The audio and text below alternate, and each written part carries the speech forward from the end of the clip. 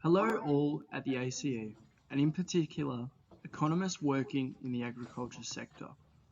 I am presenting here before you all to discuss the case of a fat tax in Australia.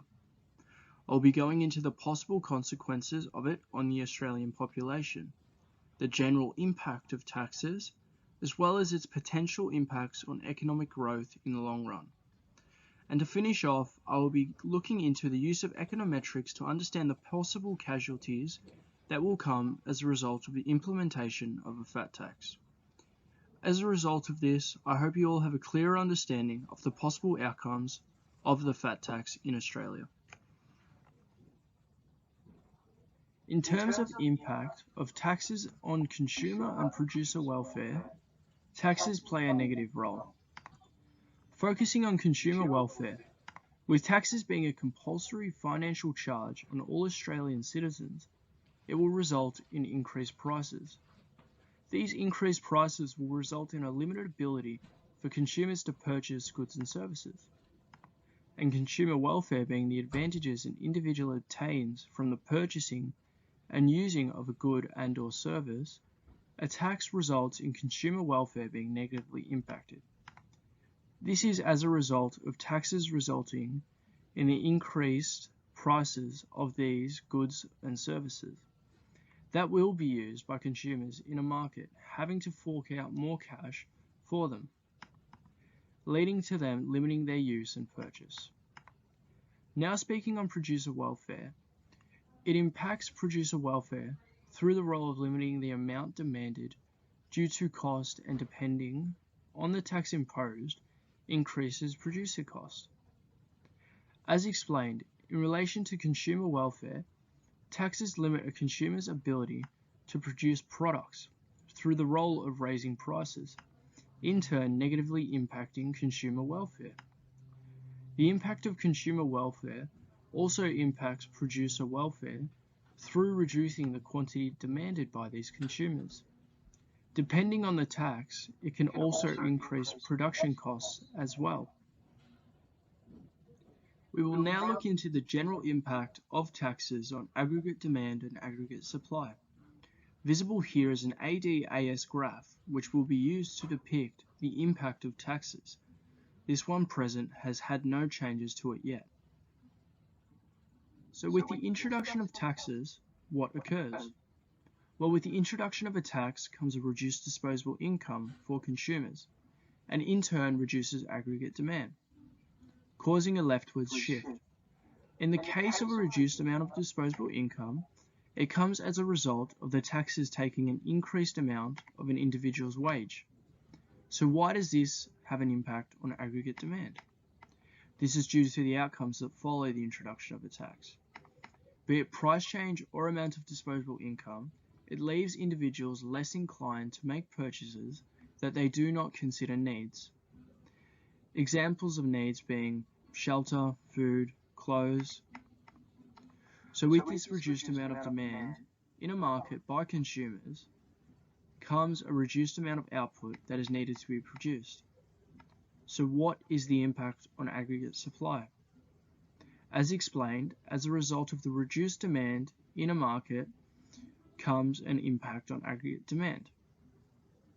And relating to reduced disposable income, businesses accommodate to the reduced demand by reducing output, in turn producing less. As a result of the reduced production occurring, serious impacts could follow. To accommodate the new reduced demand, less staff will be required, and with that come an increase in the unemployment rate. This increased unemployment rate will result in a furthering of the reduced demand as a result of the lack of disposable income. This will continue to occur unless a point of equilibrium can be met, allowing the price to accommodate for the amount demanded.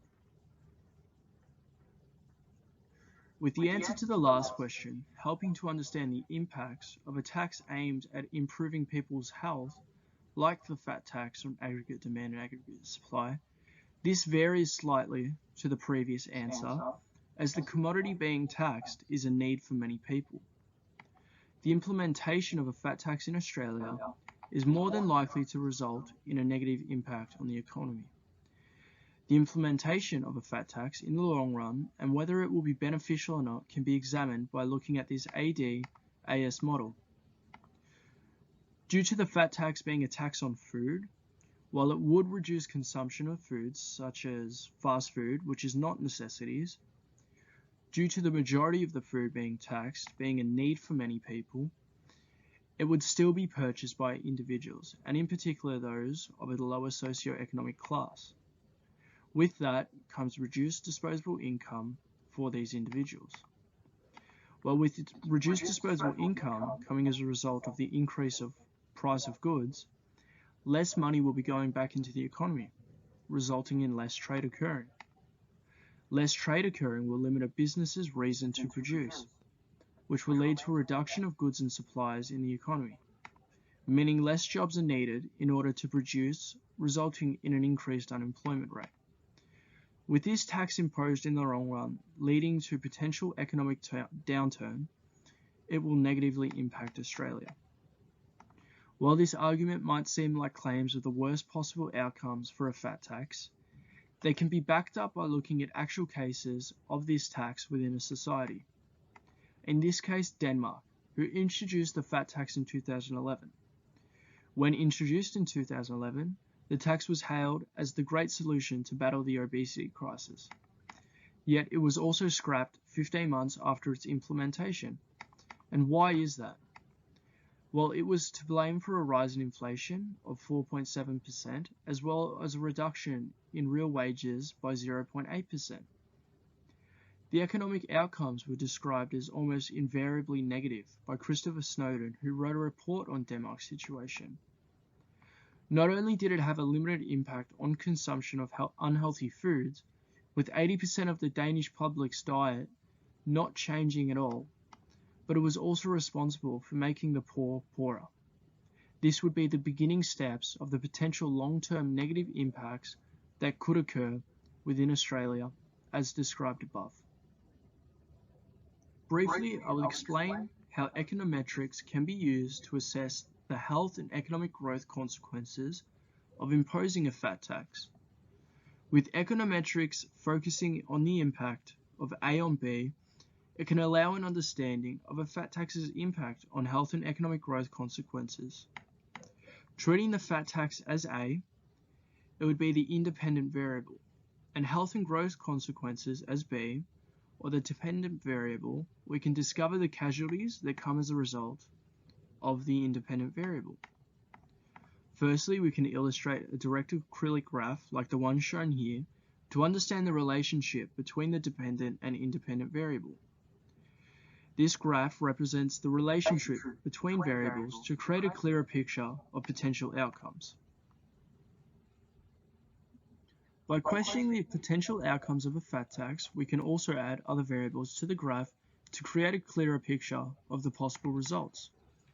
Adding confounders, which have an impact on both independent and dependent variables, can help to understand the potential outcomes of the fat tax. A confounder example, such as the cost of healthy food, would have both an impact on the fat tax due to its prices leading to consumers purchasing items such as processed foods, and in turn causing the government to introduce a solution to prevent this, i.e. the fat tax. Yet it would also have an impact on the health and economic growth consequences, as due to its prices, consumers still might be unable to purchase these products, but will be paying higher prices for their normal diet, reducing disposable income and negatively impacting economic growth as a result. Other dependent variables can be added as well. So with a fat tax targeting unhealthy foods, increased prices for these unhealthy foods would come as a result.